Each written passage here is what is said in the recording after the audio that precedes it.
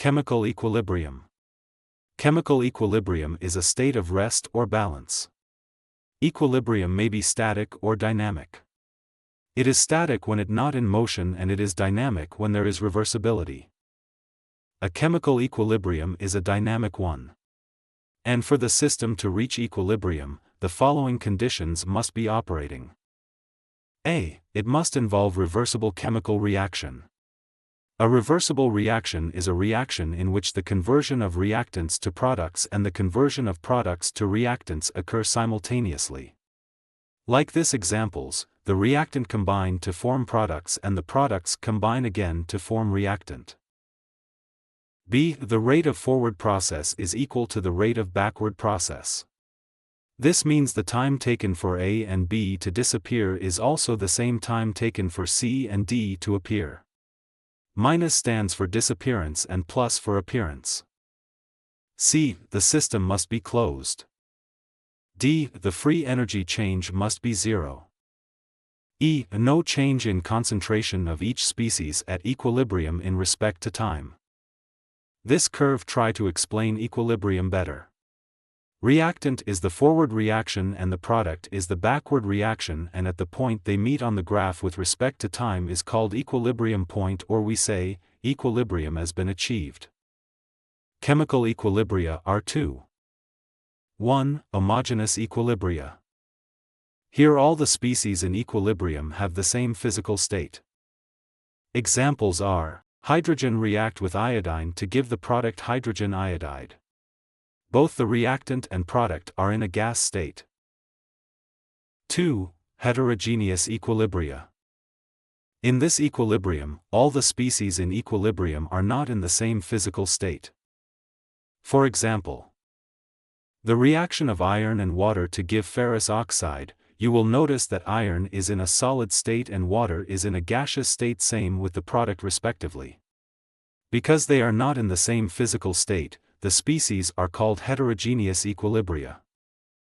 Equilibrium constant. Equilibrium constant is given as K. When A and B react to give the product C and D, A plus B is the forward process and the product C plus D is the reverse or backward process. Recall. Rate of forward reaction is equal to the rate of backward reaction. Let's see a general example for proper understanding. A and B react together. A has a mole of small a and B has a mole of small b. When they react together to give the product C plus D, C has a mole of small c and D has a mole of small d. To write the equilibrium constant for this, remember the forward process is the reactant and the backward process is the product. Equilibrium constant is given as K is equals to backward process over the forward process. The backward process CD over the forward process AB. All in a square bracket. Remember that this species have a mole of small a, b, c and d, make them superscript of each of the species respectively. Let's see a real example. Nitrogen react with hydrogen to give us the product ammonia. Write the equilibrium constant for this reaction. First approach is to tell the forward and backward process. Secondly, recognize that each of this species might have a mole, and thirdly, recall that equilibrium constant K is equal to backward process over forward process. When you do this, the product 2 molecules of ammonia is the backward process and nitrogen plus 3 molecules of hydrogen is the forward reaction. This will be ammonia superscript 2 outside the square bracket over nitrogen square bracket, hydrogen square bracket superscript 3. Another example. Dinitrogen tetraoxide is the reactant while nitrogen dioxide is the product. Write the equilibrium constant. First, know that dinitrogen tetraoxide is the forward process and the nitrogen dioxide is the backward process. Equilibrium constant K is equals to backward process over forward process. This would be nitrogen dioxide in square bracket superscript 2 over dinitrogen tetraoxide square bracket. Remember, the mole would become a superscript of that species like that of the 2 molecules of nitrogen dioxide. 2 became the superscript of the compound. Another example. It's so easy to write equilibrium constant. Just follow the rules. Try this one with options. Post your answer on our community. Le Chatelast principle. The principle explains any effect of change on equilibrium condition, which is the factor that can affect equilibrium. They are 1. Pressure, 2. Concentration, 3. Temperature, and 4. Catalyst. Effect of pressure change. A change in pressure only affects equilibrium involving a gas or gases like this reaction below. When the pressure is increased, the equilibrium will shift to the side having smaller volume. See it as a seesaw or a scale of balance. When an heavy load is placed on one side, the side with less or no weight is suspended up while the side with heavy load is pushed down. Like the reaction given earlier. Nitrogen react with oxygen to give ammonia. The reactant has 4 moles in total and the product have 2 moles. If we put this on a scale, the side higher volume or mass will push down leaving the other side up. Vice versa. Conclusion. When there is an increase in pressure, the equilibrium shift from left to right, favoring the forward process.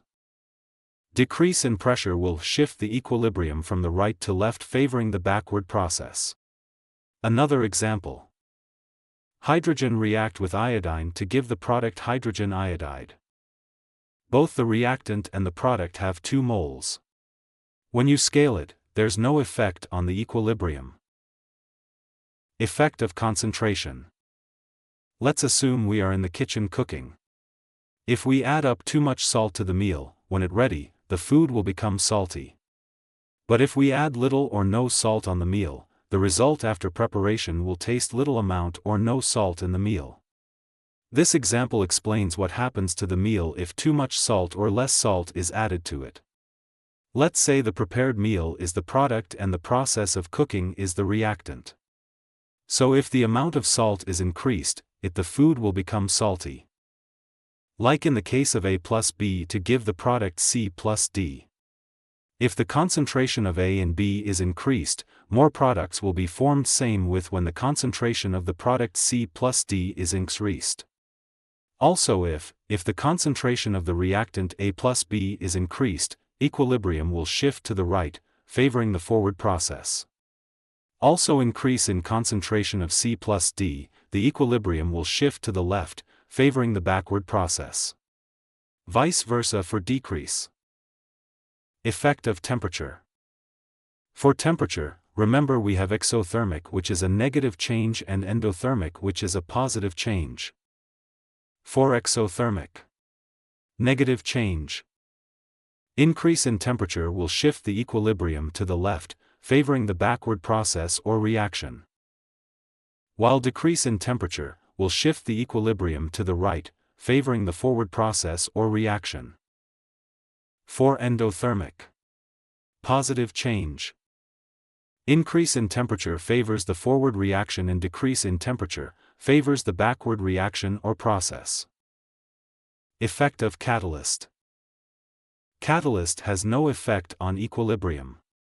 We will talk more about catalyst in types of chemical reaction. On our community, you will find a lot of questions on chemical equilibrium and also interact this answers with others.